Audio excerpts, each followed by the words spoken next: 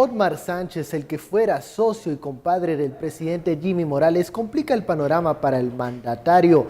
Ahora se comienza a conocer a profundidad los detalles de los movimientos que hacía este personaje que evidencia la relación entre política y empresas que muchas veces no da el mejor de los resultados. Ese es el tema de la noche. Participe con el hashtag SFCompadres. A continuación la nota sobre esta persona.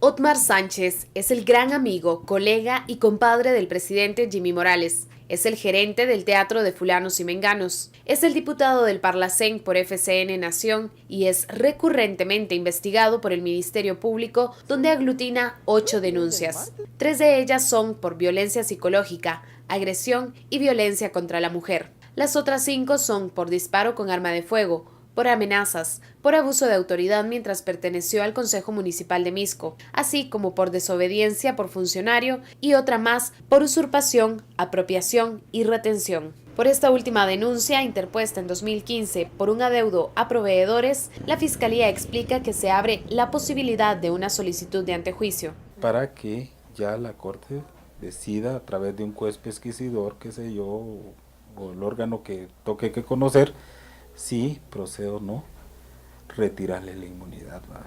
Como todo procedimiento de antejuicio, que al final es un procedimiento alterno al procedimiento principal, pero depende de una resolución de este tipo para ya poder continuar una persecución en contra de la persona denunciada. Todo el mundo cree que porque el funcionario goza de antejuicio está protegido y el Ministerio Público no lo puede perseguir penalmente, pero no es así. El antejuicio simplemente, como la ley de antejuicio lo indica, protege el puesto. El Ministerio Público revela que ya Sánchez acudió a rendir declaraciones. Por este mismo caso se encuentra involucrado también el hijo de Otto Pérez Molina y exalcalde de Misco, Otto Pérez Leal. Otmar Sánchez se posiciona de nuevo en el ojo del huracán luego de que se conociera que, a través de Fulanos y Menganos, el hijo y el hermano del presidente habrían justificado el pago de un desayuno fantasma en el Registro General de la Propiedad. Bienvenidos a Sin Filtro, noche de viernes. Terminamos la semana analizando este tema, esta relación muchas veces entre políticos y empresarios que, bueno, se desarrolla en un ambiente propicio para algunos actos de corrupción. Ahora en el ojo del huracán está esta persona, Otmar Sánchez, ligado al tema de Fulanos y Menganos, que ha sacudido la presidencia de Jimmy Morales. La etiqueta de la noche, SFCompadres. Damos la bienvenida a nuestros analistas Hugo Novales y Karin Snoblin. Muy buenas noches. Bueno, antes de comenzar, hemos analizado aquí en este foro muchas veces el actuar de los políticos en actos de corrupción, cómo se acercan a empresas, cómo llegan a generar contratos onerosos en detrimento del patrimonio del Estado. Pero también está al otro lado de la moneda, ese empresario que acepta, que recurre al político, que incluso busca agradar a un dirigente para luego cobrarse un favor. Lo hemos visto esta semana con el tema de la casa del vicepresidente Jafet Cabrera, que no se termina de aclarar ese punto, pero analicemos el actuar de estos empresarios que se hacen compadres en actos de corrupción con los políticos. Cari. Bueno, yo creo que es interesante darle como la vuelta a la sartén, ¿verdad? Ver el otro lado de lo que significa esta relación público-privada y la manera en que un empresario concibe que el Estado es un botín y que es legítimo su derecho de poder aprovechar su amistad, su relación de compadrazgo, de cualquier tipo de antigüedad, o porque contribuyó a la campaña simplemente y aprovechar ese momento. Se ha como naturalizado, ¿verdad? Que esa es la forma en la cual se deben hacer negocios en el país. Yo creo que no han terminado de entender con todo lo que está pasando, que eso tiene que cambiar, ¿verdad? Que tiene que cambiar, pero de tajo, de lleno.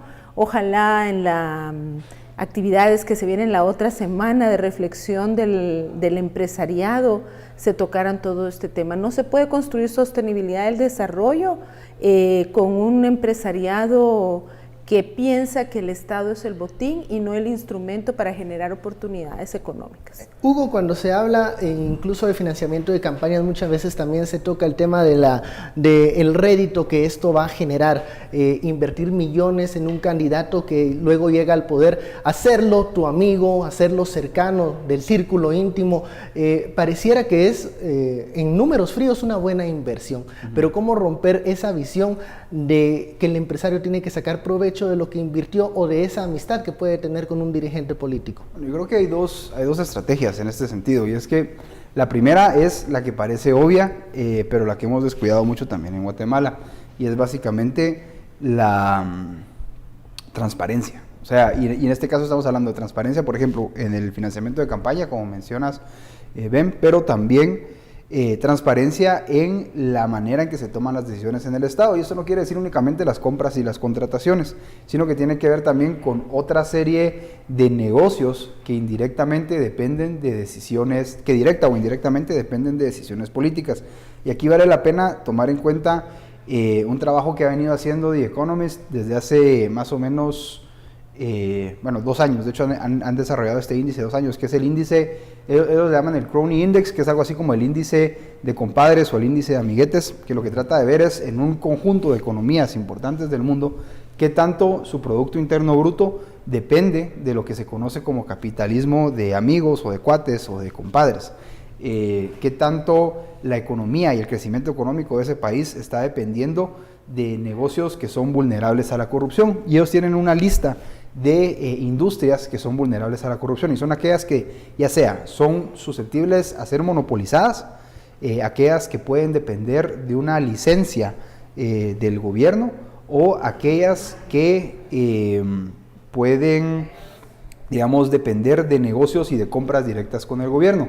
Entonces, si trasladamos esto al caso de Guatemala, podríamos pensar en empresas que requieren licencias, por ejemplo, la minería, la distribución de energía, la generación de energía requieren licencias, y por lo tanto entran, digamos, en este contacto público-privado que a veces puede ser un espacio para la corrupción. El negocio de la construcción, lamentablemente en Guatemala, también ha dependido mucho de contratos con el gobierno, entonces la industria de la construcción es otra que es vulnerable. Hay una serie, digamos, de negocios y de líneas de negocio que siempre van a tener que tratar con el Estado. Pensemos, por ejemplo, las farmacéuticas. Claro, en la compra de medicina siempre tienen que ver con el Estado. de... Ahora, ¿qué es lo que ocurre? Aún dentro de estos sectores hay empresas que, conociendo cómo es tratar en el contexto guatemalteco con funcionarios públicos, escogen en detrimento de sus beneficios, en detrimento de sus ganancias, de su crecimiento y de su competitividad, no hacer negocios con el Estado.